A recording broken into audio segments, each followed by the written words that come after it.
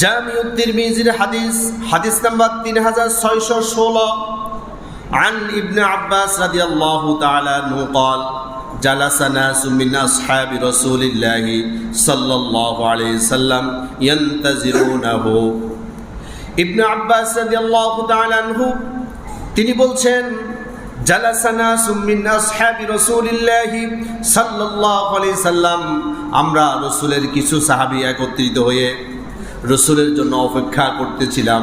ইয়ান্তাজিরুনাহু আমরা ইন্তজার করতে লাগলাম, অপেক্ষায় ছিলাম। ফাকালা বা'দুহুম আজাবান আমরা পরস্পর আজীব কথা শুরু করলাম। আশ্চর্য কিছু আলাপচারিতা আমরা শুরু করে দিলাম। ইন্নাল্লাহ আযজা ওয়া জাল্লা ইত্তাখাযা মিন খালকিহি খলিলান। একজন বলল, আমার কাছে সবচাইতে আশ্চর্যের বিষয় হচ্ছে আল্লাহ সুবহানাহু ওয়া তাআলা যত সৃষ্টি করেছেন সকল সৃষ্টি